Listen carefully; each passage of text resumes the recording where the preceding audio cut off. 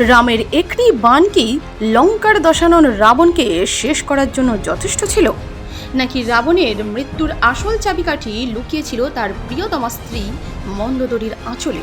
ইতিহাসে আমরা সীতার সতীত্ব নিয়ে কথা বলি, কিন্তু লঙ্কার সেই রানীর কথা আমরা ভুলেই যাই, যিনি স্বামীর মৃত্যুর কয়েক মুহূর্ত পরেই নিজের দেওরকে বিয়ে করতে বাধ্য হয়েছিলেন। এটা কি শুধুমাত্র কেবল ক্ষমতার লোভ ছিল, নাকি লঙ্কার ধ্বংসস্তূপে লুকিয়ে থাকা কোনো অন্ধকার রহস্য? আজ আমরা উন্মোচন করব দেবী মন্দোদরীর জীবনের সেই সত্য, যা আপনার রামায়ণ দেখার দৃষ্টিভঙ্গি চিরতরে বদলে। নমস্কার, অনন্ত কথা চ্যানেলে আপনাদের স্বাগত।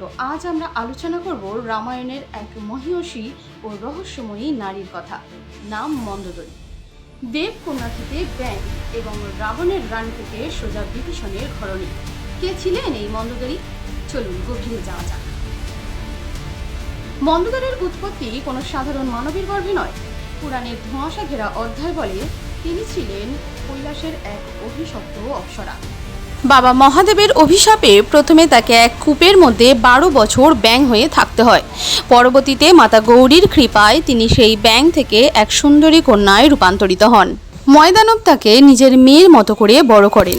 সেই কন্যার রূপ ও বুদ্ধি এতটাই প্রখর ছিল যে স্বয়ং লঙ্কেশ্বর রাবণ তাকে দেখার পর দিক বিদিক জ্ঞান হারিয়ে ফেলেন। এবারে আসা যাক রাবণের অমরত্বের ব্যাপারে। তিনি কেন অমর ছিলেন? উত্তরটা হলো সেই মন্দোদরী।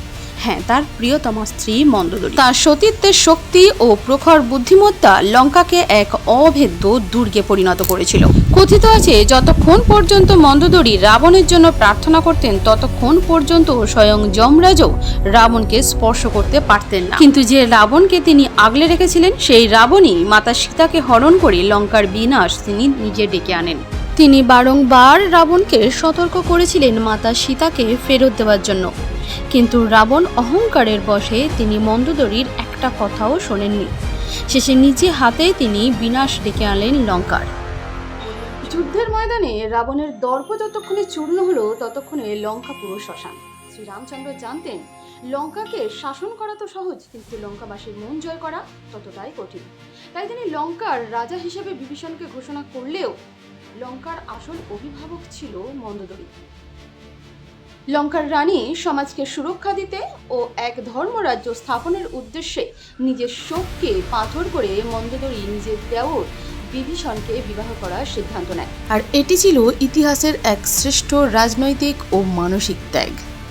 মন্দোদরী শিখিয়েছেন স্বামীর প্রতি আনুগত্য আর ধর্মের প্রতি আনুগত্য যখন মুখোমুখি দাঁড়ায়, তখন ধর্মকেই বেছে নিতে হয়। তিনি পারতেন নিজের স্বামী রাবণের চিতাভস্যে ঝাঁপ দিয়ে নিজেকে বিসর্জন দিতে, কিন্তু মন্দোদরী বেছে নিয়েছিলেন এক অন্ধকার সাম্রাজ্যকে আলোর পথে ফিরিয়ে আনার এক কঠিন পথ।